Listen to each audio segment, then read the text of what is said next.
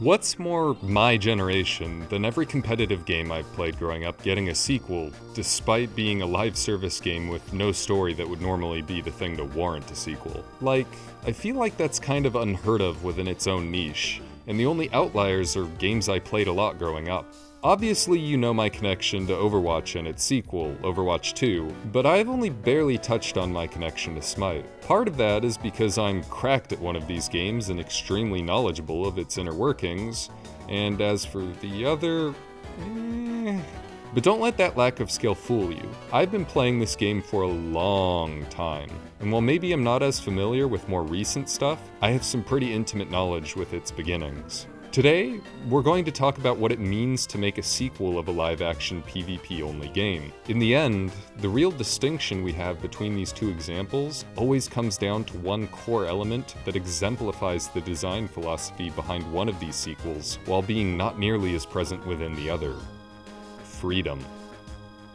Let's start with the most obvious, freedom of competition. When Overwatch players learned of Overwatch 2, there were a lot of mixed feelings. But this scrutiny and discussion would not only have tangible answers to hotly debated questions, but would also have absolutely no bad outcomes, right?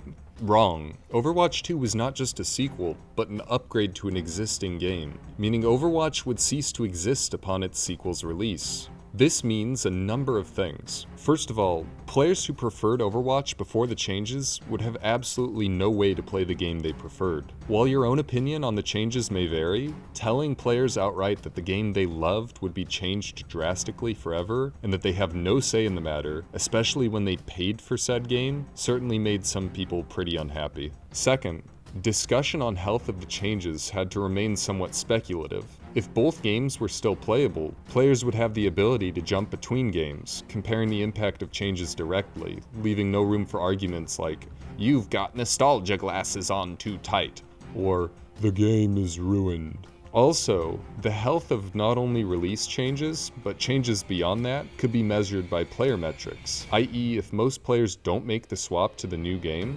maybe the changes aren't aligned with the community's wishes. And if most players are making the jump, then you must be doing something right. Part of me really thinks Overwatch 1 never stuck around solely to save the devs' pride a bit. Hi-Rez, on the other hand, understands the importance of healthy competition between their game and its predecessor, and actually have the guts to let the community choose. These are the actions of a development team that actually respects their community and wants to make a product that is in line with the hopes and feelings of their player base, rather than what they pretend is good for the player base. You don't want to do that either. You think you do, but you don't. As for myself, I intend to play both games interchangeably a lot in order to really feel the changes. I think that will make a bit of the novelty of things more exciting as well, though may lead to some funny mess-ups as I sometimes forget I can't do the exact same things between games. Now, speaking of respect, let's move on to our second aspect of freedom. Freedom of player. Gosh, this next part is a pretty chaotic one. Hold on though. I just wanted to ask you to subscribe before you leave. Last video I asked, and a bunch of you actually did it, and I got really excited about that. Thank you a lot. Please do it again. What do you mean you can't? It only lets you do it once? Oh. Well, thank you if you did. Really, it means a lot. Since our overarching theme today is freedom, I'll give you a choice. I want you to either comment what you want to see changed the most in Smite2, or what change from Overwatch 2 you felt was the worst. For me, I really hope they revert the nerf to Mercury's ultimate.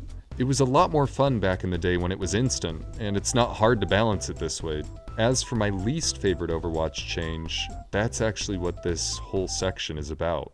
Player identity is integrally tied with character choice. Often a player's main comes to define them.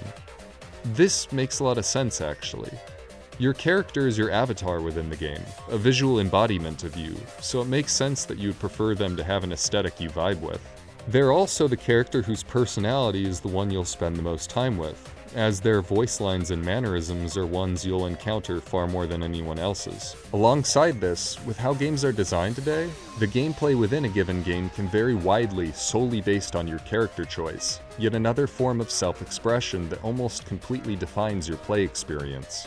It's for all these reasons and more that players' connection and identity being closely tied with their preferred character or characters means that games in the modern era need to treat their characters well for the health of their game. Nowadays, as game design steers toward characters typically being made with a specific job or role in mind, or even forcibly stuck with said role health and treatment is as integral as character health and treatment.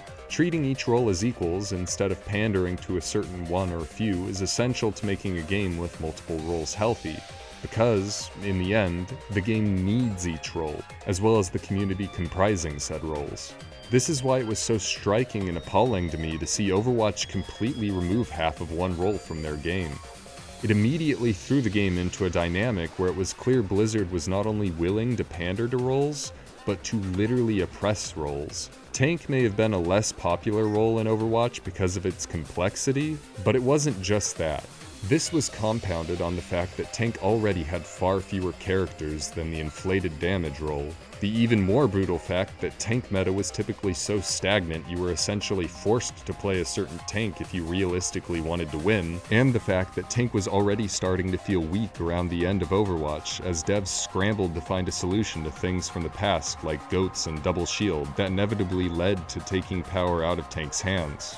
Instead of trying to actually cater to tank players a bit in order to put player numbers up at all, or doing the right thing and never implementing role queue in the first place, Blizz gave up and decided tank wasn't a problem worth fixing. Smite is a bit of a different beast, already having 5 players per team before said switch rather than Overwatch 1's 6 players, but having a different role for each of said players. Now, obviously they aren't doing anything as heinous as removing one of these roles. That would be ludicrous. But they're actually moving in the complete opposite direction when it comes to player freedom. One of the only restrictions on player freedom that has ever been added to Smite was the divide between magical and physical characters. This change from the beta from the first game is finally being reverted. This gives players so much more freedom of expression, as well as freedom to do what they want. As an example, you were already capable of playing any character you want in whatever role you want, as Smite has never had a restriction on this. This means you could drag characters that typically are conceived as having no business on a certain role into said role, and from there it was up to you to innovate and strategize until it worked, or at least have fun trying. Smite has essentially made this kind of creativity not only more possible, but more open. Sure, you may still struggle to force a character onto a role that wasn't made for them, but Hi-Rez has essentially given you the tools to do so with no holds barred at this time, saying, go wild, it's up to you. Which is exactly what players want in a game, to have the tools to win or lose the game of their own volition. Restrictions only ever serve to make players feel like they have no agency in a situation. And while Smite already didn't have many, they are freeing up some that they had before, which is wildly cool. This change doesn't just help off-rolling though, that creativity is given to everyone. Ever come across a YouTube video that was like, "You'll never expect what I did on this character," and it features some zany strategy or odd build that's really outside the box? That's just kind of a fun aspect of games with player freedom. And this will be way more possible once players are able to slot creative items into their otherwise normal-looking builds.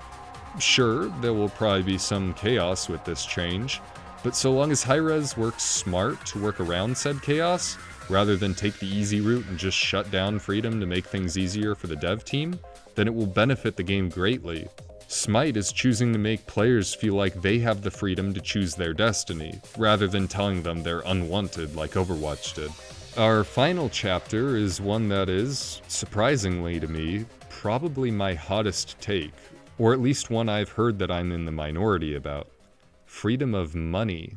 When Overwatch 2 ported, some players may have lost the game they loved, and some professional tanks may have lost their jobs, but nobody lost any skins. Funny enough, everyone lost their loot boxes. They opened my boxes! But essentially, anything you had before, you still have. This is not the case with Smite 2. While there are cosmetics that are dubbed cross-platform circulating right now, the large majority of Smite's cosmetic wardrobe is not being ported.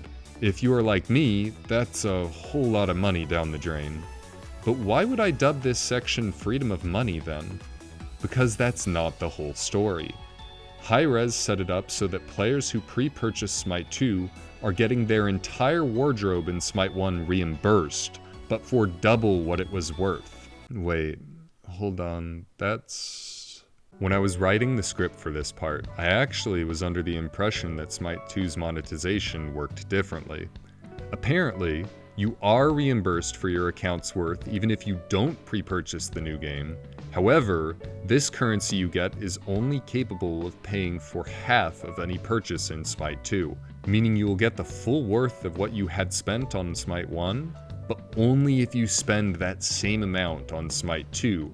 And pre-ordering doubles this worth, but again, only if you spend that much in Smite 2. This is quite honestly a complex subject, and while I personally still think it's much better than how people are characterizing it, it's not great. On one hand, that's a pretty insane amount of value. You could look at it as just being completely fair. You get the exact amount back in-game without needing to pre-order, but I think that's both too positive and too negative. Let's be honest, if you're going to purchase anything at all, it's probably going to be the pre-order. I mean, you get every character forever. If I know one thing, it's that $30 was worth it the first time by a mile, and I imagine it's going to be the highest value purchase you could make the second time around too. You essentially unlock all of the playable content for the game with $30, which is already better than how much you had to pay for Overwatch's new heroes. Though they did fix that. And Smite actually releases characters at a wild rate. Again, unlike Overwatch. They aren't really fixing that one. But at the same time, if you had a massive collection, or even if you didn't and you are wary to start spending again on Smite 2, it's kinda abysmal to think your currency you already have, that you have paid for already in the past, is locked behind yet another paywall. I think we need to look at all this within the scope of remembering one specific thing. You aren't losing your cosmetics from the first game because you aren't losing the first game. The concept of paying for digital items was a hot topic somewhat recently for a bit, as people began to actually discuss the fact that digital products can essentially just be ripped from your hands instantly, and what are you gonna do, tell a giant corporation to give it back? I wish. But as for Smite, at least as things are right now, you aren't losing anything. You're just only keeping them for the game you paid for them in. While it is disappointing that your game will be overshadowed as far as content as its sequel comes into focus, you get what you paid for, and if you really want, you can continue to pay and get insane value back. It may sound like I'm painting this in a positive light, maybe I am a bit, but I still do think people have a good reason to kind of be confused or upset about this. I just think that we should give Hi-Rez some slack here. The reason they can't port the skins in the first place is because their upgrade, unlike Overwatch 2, is a pretty serious tech overhaul. And while it sucks to feel locked behind a paywall after already shilling out so much money, at least you get some pretty wild value if you do. All I know is Smite has been the greatest argument for skins being a good form of cosmetics that I've ever seen. We honestly still don't know that much. Smite 2 is an enigma beyond the scant amount of info we've been dealt so far, but I think it's safe to say hopes are high. The game seems to be headed in a direction that not only respects its origin, but respects its players. There's a myriad of places where a live-action PvP sequel can go wrong, as we've all seen. But even if you do, that doesn't mean there's no way of coming back from it. Even with how bad the transition to Overwatch 2 was, I think things are looking pretty up for it now. Smite 2 just has the advantage of already having a really good start. Let's hope they keep it up. Remember before you leave to like the video and subscribe. If for no other reason, then please just do it to make my day a little brighter. I genuinely watch my sub count like a hawk, and every single time I see that sucker move, it makes my day. Consider it like your good deed for the day. I really do hope that my videos somehow made your day a little better too. I know the things we talk about can get pretty heated, but it's all in good fun, and at the end of the day, I just want us all to have a good time playing games we love. Thank you a lot for the support, honestly. And thank you James and Cami, my two patrons, for keeping the channel afloat. As per usual, you guys are the best, and it means a lot to me. Okie dokie, see all you friends in game. Bye bye! Normally, if you watch to the end of my videos, I put a little joke at the end. So for my joke, here's a reminder that some people used to respect DM Brandon and actually care what he thinks.